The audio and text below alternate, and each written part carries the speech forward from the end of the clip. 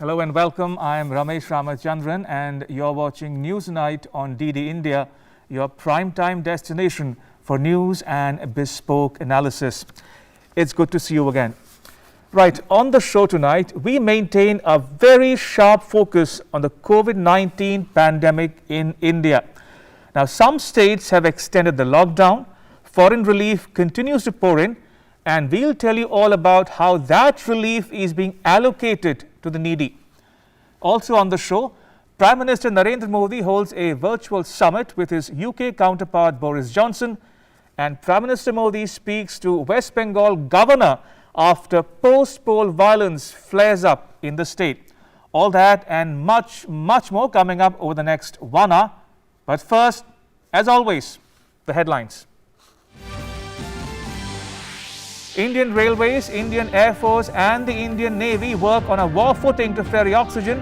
27 oxygen express trains transport 103 tankers containing more than 1,500 metric tons of oxygen. Another 40 metric tons arriving from Bahrain via sea. DRDO setting up 5 oxygen plants in Delhi and Haryana. AIIMS and RML hospitals get oxygen plants. New plant to be operational from Thursday. GPS and vehicle location tracking devices mandatory for oxygen containers. A 3-fold jump in production of remdesivir. Some states announced new measures to curb the spread of the coronavirus. Lockdown in Bihar till 15th May. Kerala announces stricter norms till 9th May. Tamil Nadu announces new restrictions from the 6th to the 20th of this month. And states continue their vaccination campaigns. India continues to receive international assistance to fight COVID pandemic. Supplies arrive from the US, the UK, Ireland, Kuwait and the UAE. 140 metric tons of oxygen reaches Mundra port in Gujarat from Saudi Arabia. The US promises full support to India. Prime Minister Modi holds a virtual summit with his UK counterpart Boris Johnson. Both leaders launch an ambitious Roadmap 2030 document. Besides COVID pandemic and trade, they discuss about deepening the India-UK comprehensive strategic partnership.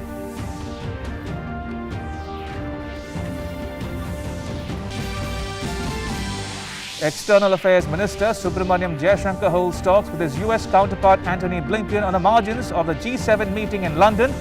Also holds talks with UK Home Minister Priti Patel, signs a new migration and mobility partnership pact with the UK.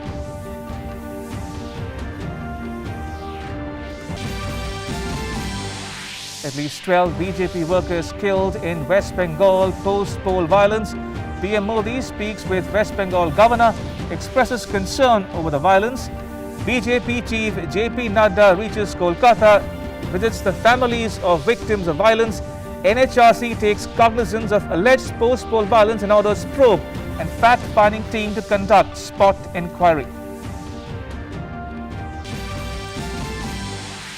And Indian Premier League suspended due to COVID-19 after some players and support staff test positive for COVID-19. The BCCI says this year's edition stands suspended indefinitely. Right, let me dive straight into our cover story.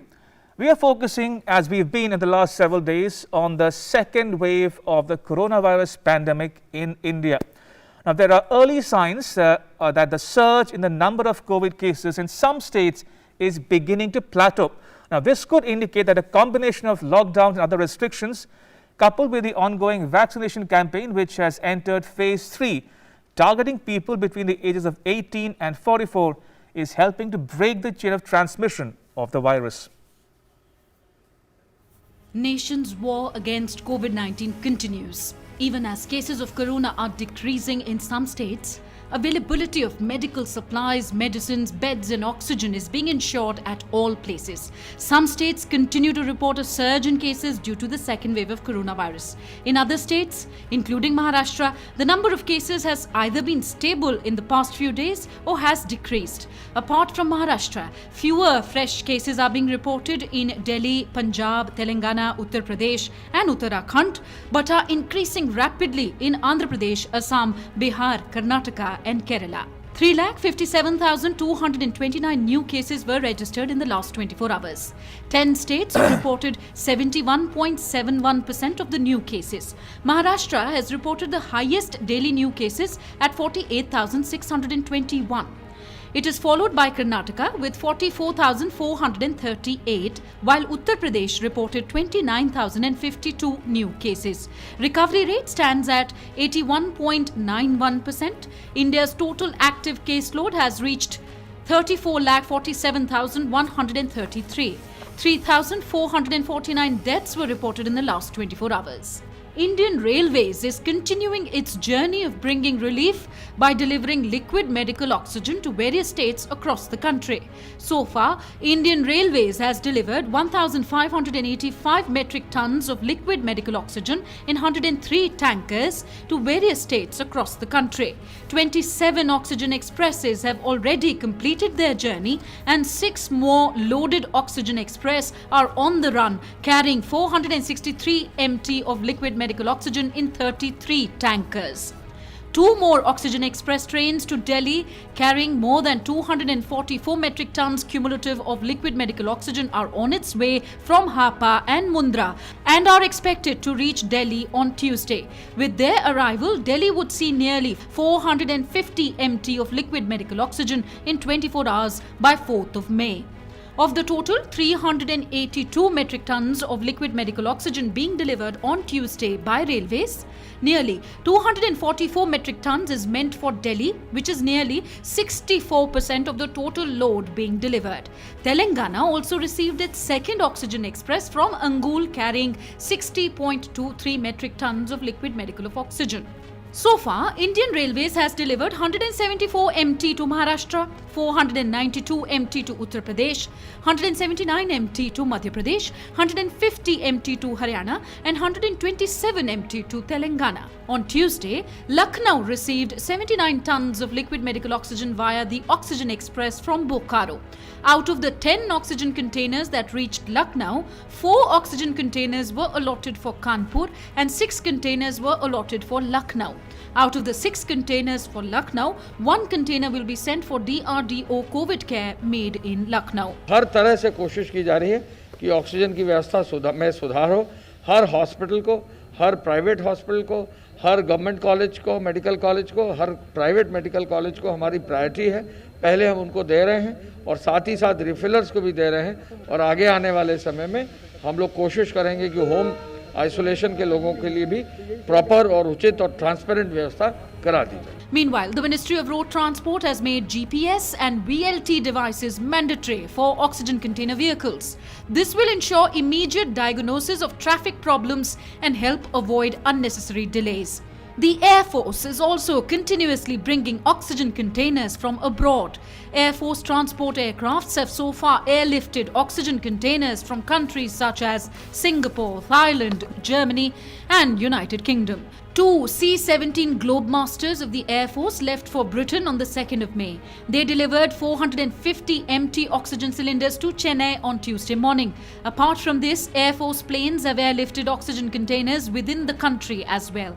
As part of Samudra Setu 2, 40 metric tons of oxygen is being carried by INS Talwar from Bahrain. 5 medical oxygen plants are being set up within the first week of May in and around Delhi. These are being installed at the AIIMS Trauma Centre, Dr. Ram Manohar Lohia Hospital, Safdarjung Hospital, Lady Hardinge Medical College and one at AIIMS Jhajjar in Haryana. 2 of these plants reached Delhi on Tuesday and are being installed at AIIMS and RML hospitals respectively. PM CARES funds have been transferred to manufacture these plants. Then we have roped in the industry, the Trident Pneumatic industry in Coimbatore and Tata Advanced Systems Limited. These are the 2 industries which have been brought in.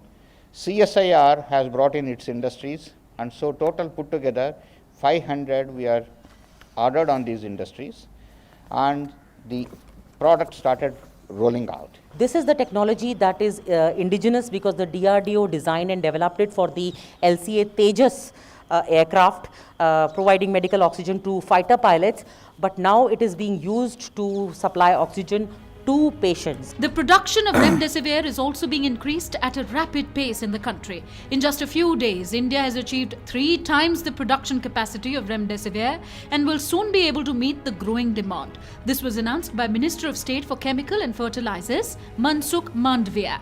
Production has gone up from 37 lakh on 12th of April this year to 1.05 crore on 4th of May this year.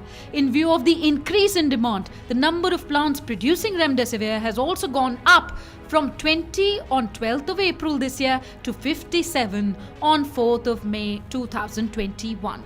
Bureau Report, DD India. Now, some states have announced new measures to curb the spread of the coronavirus. For example, there will be lockdown in Bihar till the 15th of May, and a partial curfew is in effect till the 6th of May in Uttar Pradesh. And down south, Kerala has announced stricter norms till the 9th of this month, and Mizoram in the northeast has announced a complete shutdown of all non-essential activity till the 11th of May. Take a look at how the states are coping with the pandemic and all the other COVID updates from around India in our next report. The nation and its states continue to fight a mighty battle against COVID-19 pandemic. Many states have imposed partial lockdowns and many have put forward stringent measures to break the chain of COVID-19 infection. Bihar Chief Minister Nitish Kumar announced a lockdown till 15th of May. Along with this, strict restrictions have been put in place during the lockdown in Bihar. Instructions have been given to keep all institutions such as schools, colleges, coaching institutes, training and research institutes closed. Cinema halls will also not open. Bihar में lockdown लागू कर दिया गया है। माननीय मुख्यमंत्री जी ने सभी संबंधित लोगों से चर्चा करके ये निर्णय किया है, जो राज्य के लिए आवश्यक था। मैं आप सब लोगों से हाथ जोड़ के ये निवेदन करता हूं कि लॉकडाउन के लिए जो नियम बनाए गए हैं, जो व्यवस्थाएं बनाई गई हैं, उन सभी नियमों और व्यवस्थाओं का आप सब लोग पालन करेंगे। Uttar Pradesh Chief Minister Yogi Adityanath held a review meeting with Team 9 on the status of the pandemic in the state via video conferencing. He has given the necessary instructions in this regard. At present, the partial COVID-19 curfew is in effect until the 6th of May. Essential services will continue during this period. Medicines, vegetables, grocery shops, industrial units and so on will be operational. To prevent the unavailability of food for labourers, street vendors and daily wage labourers, there is a need for community eateries. To protect the villages from the pandemic, a special COVID testing campaign is starting from 5th of May. All necessary preparations, including the increase in the number of test kits, RRT, should be completed by the Health Department in lieu of this massive campaign.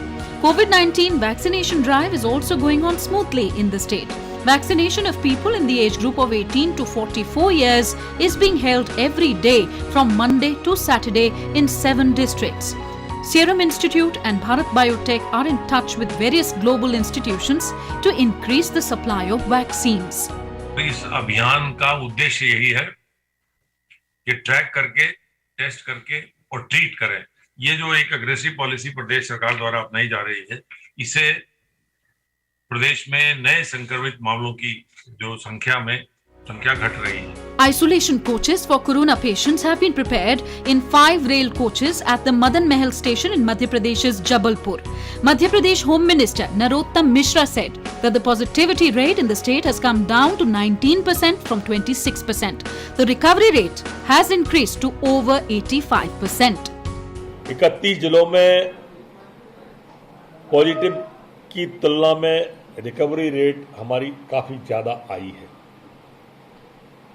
प्रदेश में अगर साप्ताहिक case की वृद्धि की गति देखें अपन तो 26 अप्रैल को 92,534 केस थे जो आज घटकर 85,750 रह गए। हम रोज 50,000 से अधिक टेस्ट कर रहे हैं। Haryana Health Minister Anil Vij has said that any hospital with a capacity of more than 50 beds must have its own oxygen generation plant, and this work will be completed within 6 months. हमने नियम बना दिया कि 50 bed से ज़्यादा की capacity का कोई भी अस्पताल है उसके लिए अपना ऑक्सीजन जनरेशन प्लांट लगाना अनिवार्य है और उसको ये काम 6 महीने के अंदर अंदर पूरा करना है। हजारों करोड़ रुपए लगाकर अस्पताल बनाते हैं लेकिन ऑक्सीजन प्लांट नहीं लगे हुए ताकि भविष्य में ऐसी कभी कोई दिक्कत ना आए। Chandigarh Administrator VP Singh Badnor has said that all beneficiaries above the age of 18 will be given free vaccination against COVID-19. In Amritsar, Punjab, police are conducting a COVID-19 detection test for people who are violating COVID-19 restrictions. Police said those who were seen wandering outside without any valid reason and without a negative RT-PCR report, police were getting them tested on the spot. जो public बाहर फिर रही है, जिस corona chain को stop करने के लिए ये नाकाबंदी करके टेस्टिंग करवाई जा रही है ताकि ये मेक श्योर किया जाए कि जो नेगेटिव हैं वो ही बाहर पब्लिक में घूम फिर सकें, जो पॉजिटिव हैं जब उनको ट्रेस किया जा सके। The Jammu and Kashmir administration has extended the COVID-19 curfew in Srinagar, Baramulla, Budgam and Jammu districts till 6 p.m. on the 6th of May. It has been decided to extend the services of doctors who were to retire on or before November 30th in Jammu and Kashmir till the 31st of December due to the rising rate of infection in the Union Territory. The Delhi government has announced 2 months of free ration to 72 lakh ration card holders and financial assistance of 5,000 rupees to auto taxi drivers. Meanwhile, Delhi Deputy Chief Minister Manish Sisodia visited COVID Care Centre at the Commonwealth Games Village Complex to take stock of the preparedness. Apart from this, the Delhi Deputy Chief Minister along with Health Minister Satyendra Jain visited the Ramlila Maidan to take stock of the 500-bedded hospital that is being built there. एक छोटा oxygen plant हम कह सकते हैं जिसको यहाँ पे install किया गया है और इससे 15 बेड्स को लगातार आईसीयू में कन्वर्ट करके उनको ऑक्सीजन सप्लाई की जा सकती है। तो वो अब काम करना शुरू कर रहा है और बहुत अच्छा चल रहा है। यहाँ पे सेंटर्स 175 पेशेंट्स इस वक्त यहाँ पे हैं। तो जैसे ही ऑक्सीजन के हमारे सिलेंडर्स और ऑक्सीजन की मात्रा और बढ़ जाएगी दिल्ली में, तो वैसे ही हम 500 की कैपेसिटी तक इसको लेके जा सकते हैं। A stricter lockdown has been imposed in Kerala, which will continue till May the 9th. During this period, only essential services will get relaxation from restrictions. Overall, the country is fighting a mighty battle with the pandemic at every level possible. In the midst of all this, the work of vaccinating people between 18 and 45 years has started in all parts of the country. Vaccines were introduced in many areas of the national capital, Delhi, on Monday. Vaccination is also taking place in states like UP and Jammu and Kashmir. सब लोगों को आगे बढ़ चढ़ के vaccination करना चाहिए ताकि हम इस कोरोना को जड़ से खत्म कर पाएं। यही एक सिर्फ मीडियम है जिसके थ्रू हम कोरोना को खत्म कर सकते हैं। ये तो आज के टाइम में बहुत ही ज़रूरी है और जो मैं आपके माध्यम से मैं ये सबको कहना चाहता हूँ कि जो लोग इससे परहेज कर रहे हैं या नहीं लगवा रहे उनके लिए बहुत ज़रूरी है।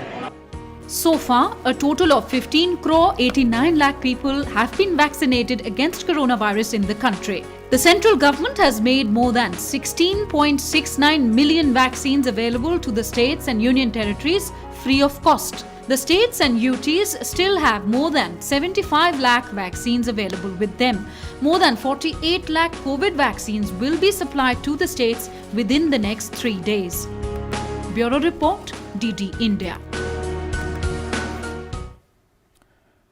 Now, several countries around the world have come forward to help India as the country continues to increase its health infrastructure amid the second wave of the coronavirus pandemic.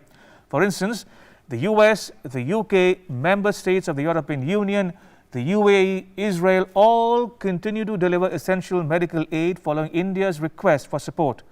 More in the next report.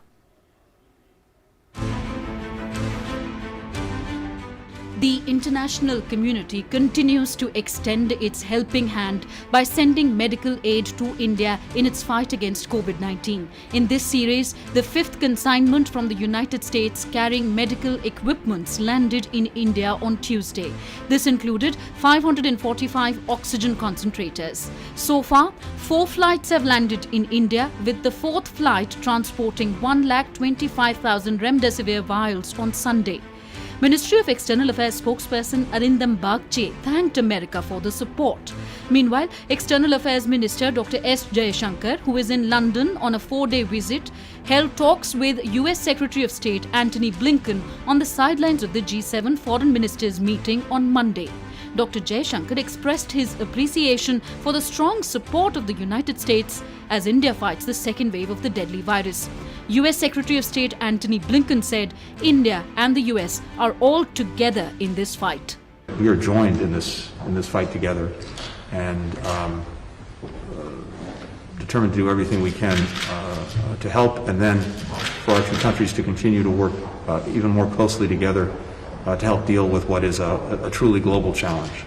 European Union partner Ireland too is steadfast in its support to India in our time of crisis. Second Irish shipment carrying 2 oxygen generators, 548 oxygen concentrators, 365 ventilators and other medical equipment arrived on Tuesday. Britain too has increased its support for India to fight this current surge of coronavirus cases. An Indian Air Force C-17 Globemaster transport aircraft carrying 35 tons of aid, including 450 oxygen cylinders, each with a capacity of 46.6 litres, landed at the Chennai airport on Tuesday morning. The cylinders were donated by the British Oxygen Company and were consigned to the Indian Red Cross Society in Chennai. British Foreign Secretary Dominic Raab, showcasing the potential of India-UK partnership in mitigating the COVID-19 pandemic, tweeted, "We are working closely with India to deliver the equipment they need to tackle this deadly wave of coronavirus. We are sending 1,000 surplus ventilators to support our Indian friends and help save lives." United Arab Emirates has sent its first shipment of 7 ISO tankers with 20 metric tons of liquid medical oxygen each. These arrived from the UAE at the Mundra port in Gujarat on Tuesday. This shipment is due to reach Delhi via the Oxygen Express soon.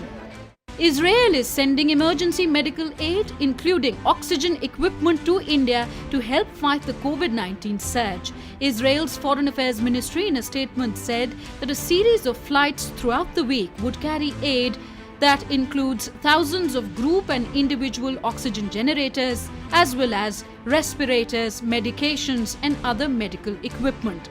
Israel's Foreign Minister Gabi Ashkenazi said, "This extension of emergency assistance is an expression of the deep friendship between the two countries in India's time of need." International cooperation with France saw the private hospital chain of Narayana Healthcare in Delhi receive an oxygen generator after an acute oxygen crisis in the national capital last week. The generator is capable of producing 48 cylinders in 24 hours, enabling the hospital to support and sustain more lives. The oxygen generator was made operational in less than 18 hours of its landing at the Delhi airport and within 12 hours of landing at the hospital. At a time when the entire nation is struggling to battle the second wave of the pandemic, such steadfast support from the global community has been deeply appreciated by India. Bureau Report, DD India. Now, as India continues to report over 350,000 COVID cases daily, the Indian Council of Medical Research has issued an advisory on RT-PCR tests. Now, as per the new guidelines, ICMR says COVID tests must not be repeated. I repeat, COVID tests must not be repeated in cases where a person has tested positive for the virus once, either by RT-PCR or by RAT or RAT testing. In addendum, rapid antigen tests will now be allowed at all government and private healthcare facilities. In an attempt to increase testing capacity across the country, dedicated RAT booths would be set up in cities, towns and villages to offer COVID testing to the people.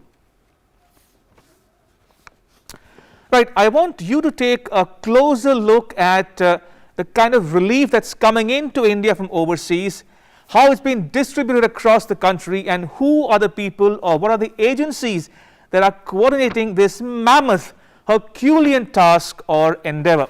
Take a look at the graphics which will come up behind me. Now, this talks about, first and foremost, about the international assistance coming into India. Now, many countries have provided medical relief to India. Now, this relief or help is in the form of either grant or aid or even donation. Now, there are 24 categories of items numbering about 4 million which have been received till date, and these include BPAP machines, oxygen generators, pharmaceuticals and personal protective equipment or PPE kits. Now, these have been given to 86 institutions in different states of the country, and to date 31 states or union territories have received this relief so far. Now take a look at the mechanism or the SOP for distributing this relief. Now, a system has been streamlined by the government. Why? Because the need is for effective distribution of the medical relief to the people, to the needy people. And the Indian Customs is clearing goods on arrival, fast tracking it at the earliest, and the allocation is being based on equitable distribution. Now, an SOP for allocations was published on the 2nd of May this month, and priority is given to states with high incidence of COVID-19 cases. But a special focus is also on states that are, that are known as the medical hubs. Why? Because these states receive a high patient inflow from the neighboring states or cities. And last but not the least, take a look at the committees or cells that are in action. Now, first ministry is the Health Ministry. A coordination cell started in the Health Ministry on the 26th of April. The second ministry is the Ministry of External Affairs or the Foreign Ministry of India. Now, the MEA is a nodal agency for channeling these relief materials. The MEA coordinates with all the Indian embassies and high commissions overseas, and the Indian Red Cross Society handles all MEA relief pouring into the country. And last but not the least is the Apex Committee at the Niti Aayog, whose CEO heads the high-level committee, and it oversees the entire, the mammoth, Herculean task or activity of ensuring these supplies reach the needy. So that was all about how India is making use of these foreign relief coming into India. When we come back, we'll have discussion with our guests on more on this topic. Keep watching Newsnight. Don't go anywhere.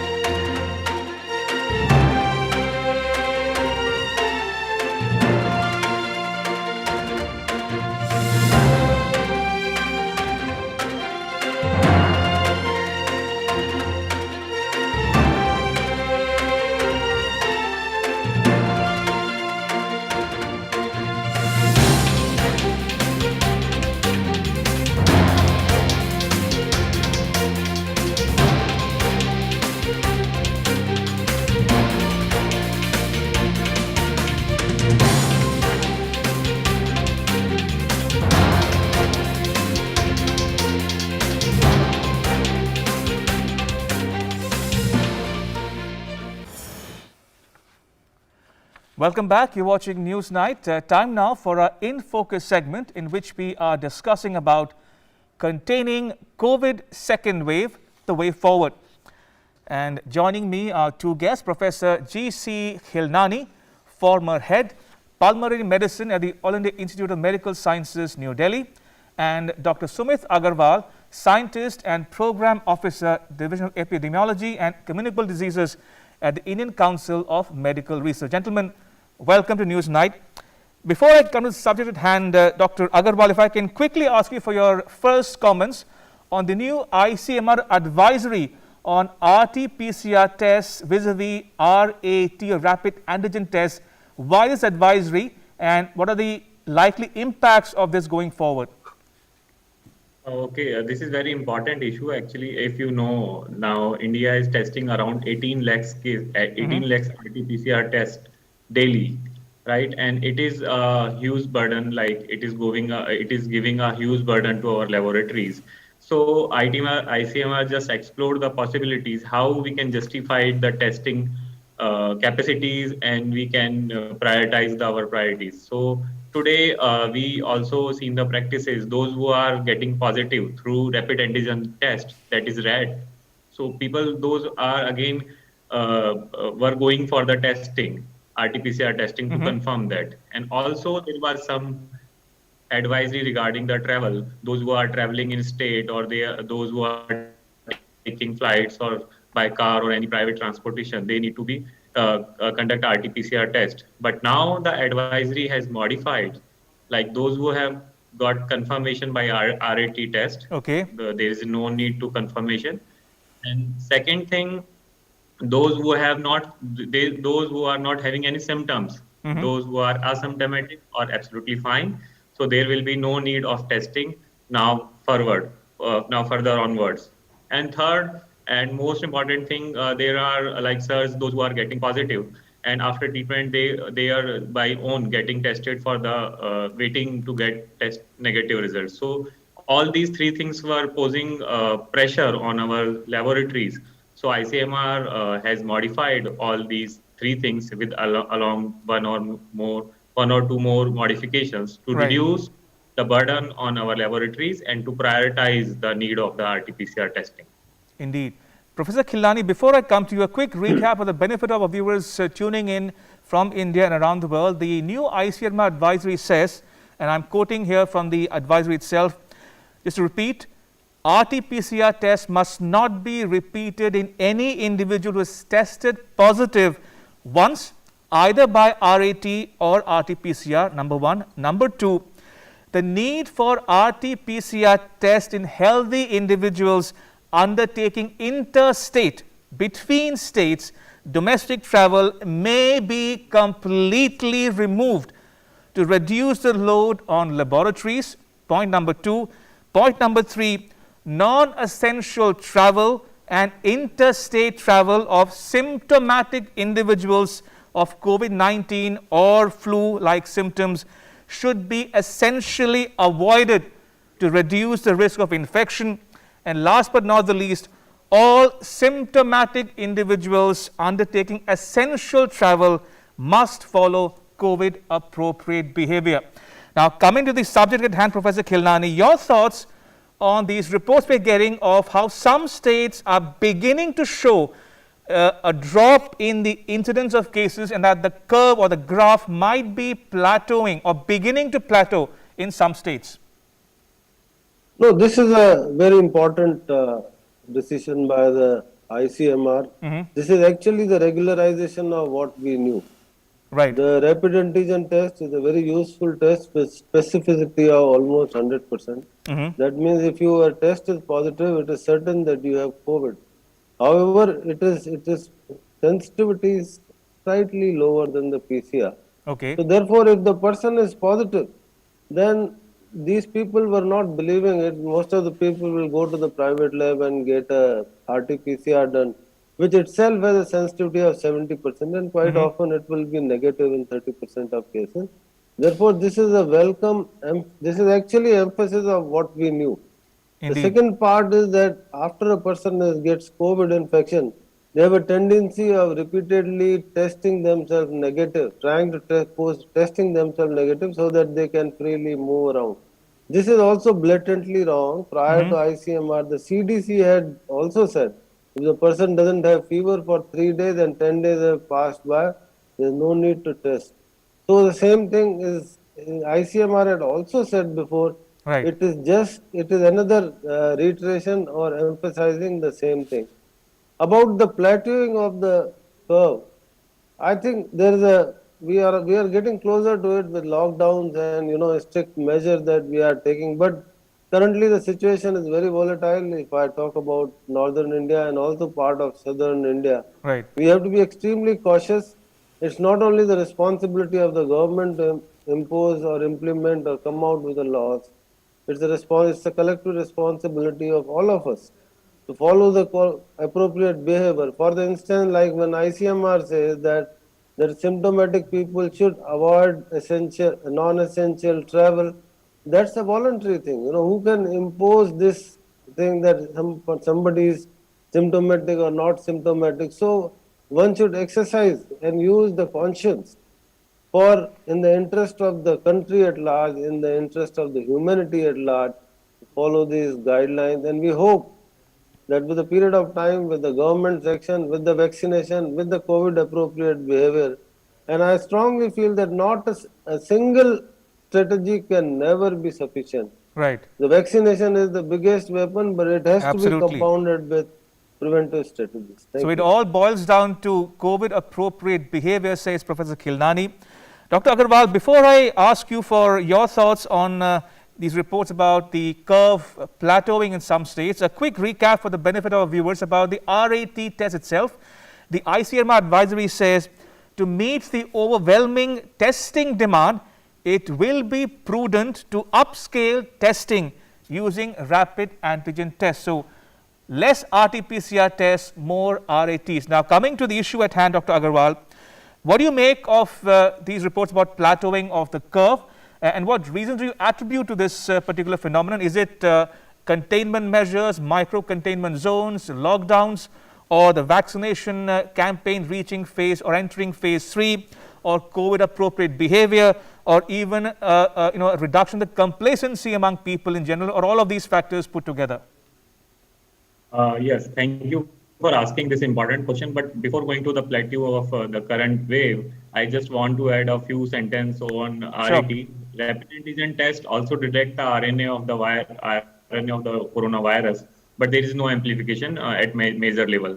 So this test is also sensitive, as told by Dr. Saab, and that is specificity is also very high.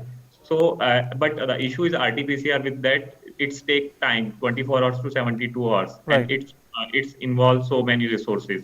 So if we will shift, we will make focus on the RAT. So it will reduce the burden, and RAT can be conducted at the easier level and the lower cost. So that is a difference between RAT and RT-PCR. But if you talk about the plateau which in which we are facing, so first you have to understand the phenomena. Like whenever there is a upsurge or surge of a disease, there will be slowly rising of cases, and then it will come to a peak with exponential growth. And at the peak, there will be a plateau for few days, and then it will start following down, right? So, but issue is with India is that this is a very large country, and we have multiple focal points at the time. Like previously, you must have observed we were having high case load in Mumbai, but now the Mumbai has started declining. But now we are having high load cases in MP and Karnataka and UP, and Delhi is also we are getting 25,000 to 30 cases daily. Right. So all cumulatively, this is a standard epidemiological phenomena where you will feel a peak, you will face a peak, then plateau and downward. So now the duration of plateau at the peak point will definitely depends on the COVID appropriate behavior and transmission rates. So still we are in second phase, but people now compare it with the first phase of the COVID-19, where we got our peak in September and the highest caseload was 97,000. Right. Now we are in second wave and we are getting around 4 lakh cases daily. So why there is difference? Because we have not following COVID appropriate behavior since December, almost for 3 months, and now Dr. we Agarwal, is become that the vulnerable. only reason? Are you saying the double mutant virus could also have been a debilitating factor? Not whole and soul. Okay. First, you have to understand the mechanism of transmission is same Right. in the both waves, first wave and second wave. Again, the COVID is transmitting in the same way, in which the previous wave was transferring. But now the infectivity is more, although it is not proved yet, but we are working on that. But transmission is transmissibility is more, infectivity is more in mutant virus. So there is probability the mutant virus is causing a role also in transmission of these cases very rapidly. But definitely most important thing is again COVID appropriate behavior. And to prevent this transmission, the COVID vaccination is the most and whole and sole important strategy which will prevent us to entering into the third phase. Dr. Agarwal, quick follow-up question, in a perfect segue into my next question actually. After the plateau will come the peak, and I'm told, correct me if I'm wrong, we might peak in the second wave of the pandemic somewhere in the middle of this month. Is that true? And if so, will the worst be behind us by that time? I would say you will never know peak unless it is past. I see. So unless it is past, you cannot say you are at peak. So we have to just face it, and we have to follow the COVID appropriate behavior. The behavior, the peak is unpredictable, although the governments, state governments, and our central government is trying very hard to curb it, to control it. But again, the strategy is vaccination and COVID appropriate behavior, and you will be aware, you will be known to peak only once it will be the past. Indeed. Professor Khildani, coming to you now. Your thoughts on the phase 3 of the vaccination campaign targeting specifically people between the ages of 18 and 44. How is that playing on the ground as we speak? And from your vantage, your perspective, are we getting success on that front as well to break the chain, to break the transmission of the virus going forward as well? So before that, I would like to say, I'm a clinician, I see a lot of patients. I would like to say that there are few observations that I would like to make, and it is backed by data also. One, that this particular phase is different from the first phase, that it is involving younger people. Younger people, the disease is quite severe and the mortality is high, as we are seeing in Delhi. Why it is relevant to the question that you asked, that appropriately the healthcare workers and frontline workers and the comorbidities and elderly work, but this is the time has come because the younger lot cannot sit at home, number one. Number two, that their movements are much more, so the potential for transmission is also more. And third thing, that the previous thinking that younger people have mild disease is also a thing of past, because now we are seeing a lot of serious fatal diseases in the younger people. So this vaccination drive, including the people from 18 to 45 years of age, is very welcome, as we know that India is a young population. We have a large number of young adult population, which is productive, and unless we protect them, unless we prevent infection in them, the disease transmission cannot be stopped. The initial hesitancy about vaccination is gone. And now people know that with 14-15 crores of people vaccinated, the safety is established. There's a little concern among the people, because several people who got vaccinated, that includes doctors also, and even 1 month after the vaccination, they got COVID infection. So therefore, the thought process had creeping into kya fayda hua? फिर तो COVID तो फिर भी हो गया, and numbers are not small, numbers are very big. As we know that the efficacy of the vaccine, Covishield vaccine, is something like 62 to 90%, towards 62%. Covaxin is 81%. So 20 to 30% probability as compared to the vaccinated people is there that the person will develop infection. But through you, I want to tell the younger lot that there is proven beyond doubt that when a vaccinated person gets infection, it is going to be asymptomatic or the mild infection. As far as the severity index is concerned, the index of severity is concerned, the efficiency of this vaccine is almost 100%. Who is bothered about a small episode of viral fever lasting for 4 to 6 days and you get completely out of it? One is worried about ICU, going into the ICU, deaths. There's nobody in India who has not seen a death of a family member or a friend or a very close relative? We all of us have suffered that. So this vaccination is not only preventing infection to the tune of 80 to 90% or 70%, but it is giving protection against severe disease to the tune of close Indeed. to 100%. So this I am saying because everybody should understand that on that accord, the efficacy is 100%. So everybody should come forward and take this vaccine. Thank you.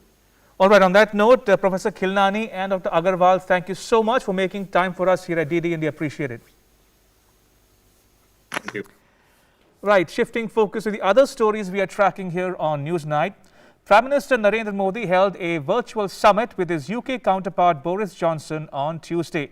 The two leaders adopted an ambitious document called Roadmap 2030, which elevated the bilateral ties to a comprehensive strategic partnership. Now, India and the UK also launched a comprehensive partnership on migration and mobility. It will facilitate greater opportunities for the mobility of students and professionals between the two countries. Also launched was a new India-UK Global Innovation Partnership. It aimed to support the transfer of inclusive Indian innovations to select developing countries, starting with Africa.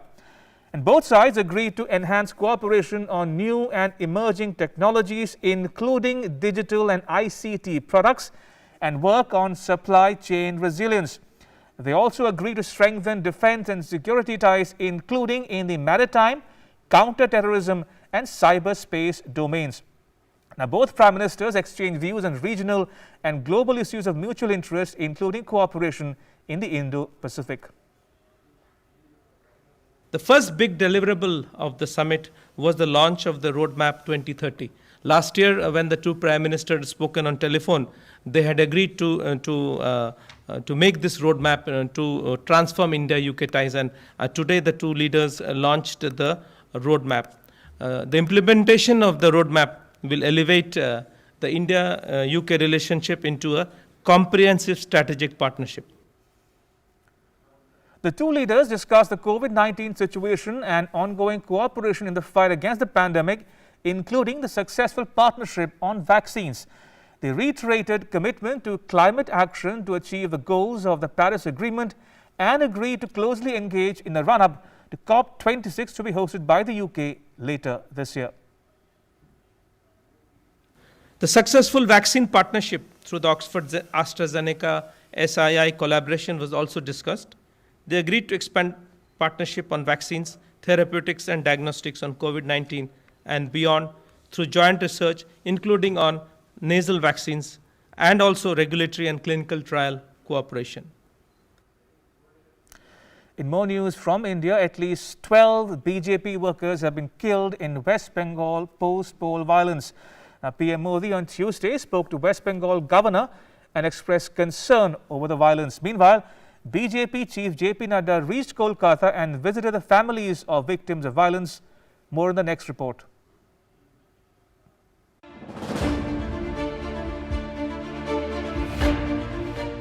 These are the visuals from various parts of West Bengal where violence broke out soon after the state assembly elections were declared on 2nd May. BJP office was set ablaze and now reports of party workers being attacked and killed are surfacing. The BJP says its party workers are being attacked in various parts of the state by members of Mamata Banerjee-led Trinamool Congress. In Kuch Bihar, BJP worker Chandan Rai has been murdered.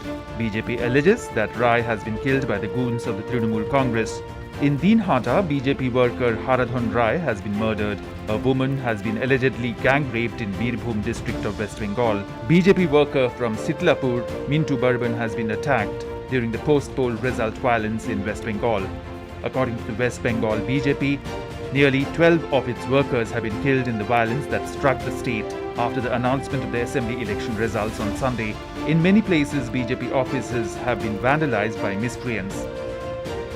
Meanwhile, Prime Minister Narendra Modi dialed Governor of West Bengal Jagdeep Dhankar to discuss the violence and worsening law and order situation following the counting of votes in the state.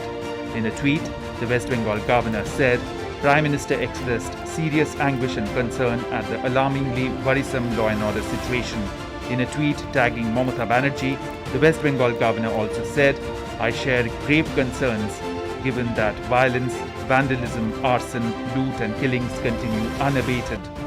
Union Home Ministry has sought a report from the West Bengal government over the post-election violence targeting the opposition political workers in the state. BJP National President JP Nadda on Tuesday arrived in West Bengal capital Kolkata. Nadda, who is on a 2-day visit to the state, met violence-affected BJP workers in Bengal. He also visited the party offices which were vandalized in the post-poll violence in West Bengal. He came down heavily on Trinamool Congress over widespread violence in parts of the state.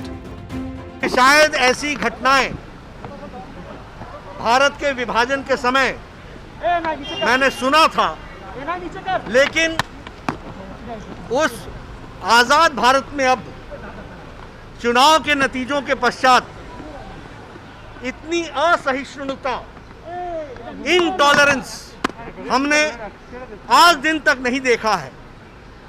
कार्यकर्ताओं पर जो प्रहार हो रहा है उसको व्यक्तिगत रूप से देखने के लिए और उन कार्यकर्ताओं के साथ इस विपत्ति काल में खड़े होकर के प्रजातांत्रिक तरीके से इस लड़ाई को लड़ने के लिए भारतीय जनता पार्टी कृत संकल्प है। BJP termed the situation in Bengal as unbelievable as it is burning right now. The party added that the violence in the state is painful and saddening. Bengal को बांग्लादेश बनाने का साजिश चल रही है, पश्चिम बांग्लादेश। मुझे लगता है कि पश्चिम बांग्लादेश लगभग बन चुकी है। इतनी हत्याएं, इतनी बलात्कार, इतने लूट खसोट, कहीं कानून व्यवस्था का नामो निशान तक नहीं है। प्रजातंत्र में आज जिस प्रकार का मंजर हम बंगाल में देख रहे हैं, विश्वास नहीं हो रहा है।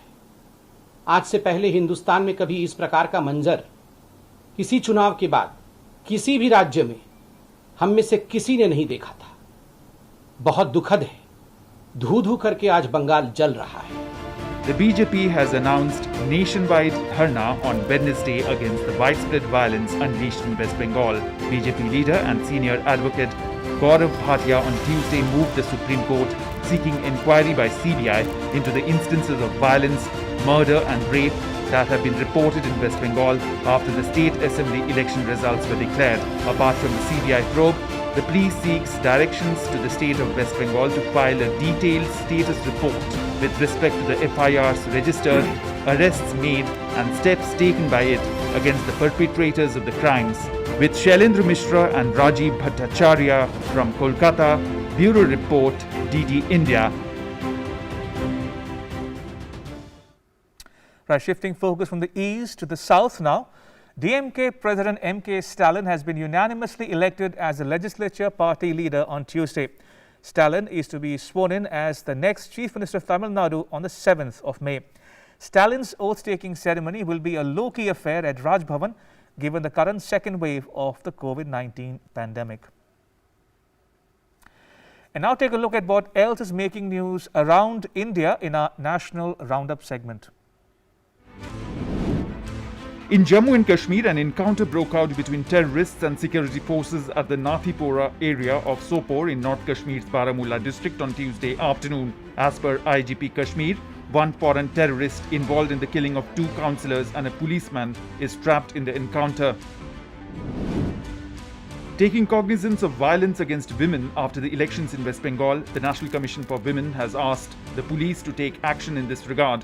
NCW chairperson Rekha Sharma has spoken to the Director General of Police, West Bengal, about this and said that they should not remain mute spectators on crimes that happen to women in the state. The JEE Main 2021 May exam has been postponed by the National Testing Agency amid a surge in COVID-19 cases across the country. The announcement was made by Education Minister Ramesh Pokhriyal Nishank. Pokhriyal tweeted and said, "Looking at the present situation of COVID-19 and keeping students' safety in mind, JEE Main May 2021 session has been postponed. Students are advised to keep visiting the official website of NTA for further updates." Petroleum and Natural Gas Minister Dharmendra Pradhan flagged off the first supply of UCO-based biodiesel blend high-speed diesel under the EOI scheme. Amid the growing number of coronavirus cases in the state and across the country, Uttarakhand's Char Dham Management Board laid out a standard operating procedure for the upcoming Char Dham Yatra. According to the new guidelines, only priests and local people linked to the temples, employees and officers will be permitted entry at the 4 pilgrimage sites of Badrinath, Kedarnath, Gangotri and Yamunotri. It is mandatory for all to carry COVID-19 negative reports for heading to any of these Himalayan shrines. Union Minister and former Governor of Jammu and Kashmir, Jagmohan, passed away in New Delhi. He was 94 years old. Prime Minister Narendra Modi has condoled his demise and described his death as an irreparable loss for the nation. Police have arrested 2 diamond smugglers in Gariaband, Chhattisgarh. 440 diamonds have been seized from the arrested accused. Their market price is said to be around 50 lakh rupees. This is the biggest crackdown on diamond smugglers in the district so far. Nearly 672 diamonds have been seized in 7 cases. And finally, in news from the world of sport, the Indian Premier League Governing Council and the Board of Control for Cricket in India have postponed the IPL 2021 season. The BCCI said that it does not want to compromise on the safety of the players, support staff and other participants involved in organizing the IPL. This decision was taken keeping the safety, health and well-being of all stakeholders in mind. It said these are difficult times, especially in India. It's imperative that the tournament is now suspended and everyone goes back to their families and loved ones in these trying times. The BCCI said it will do everything in its power to arrange for the secure and safe passage of all its participants in IPL 2021. And it's a wrap, but news continues here on DD India. You can catch all the latest updates on our social media, mobile and digital platforms. Don't forget, wear a mask, wash your hands and always practice social distancing. Thanks for watching. Bye-bye.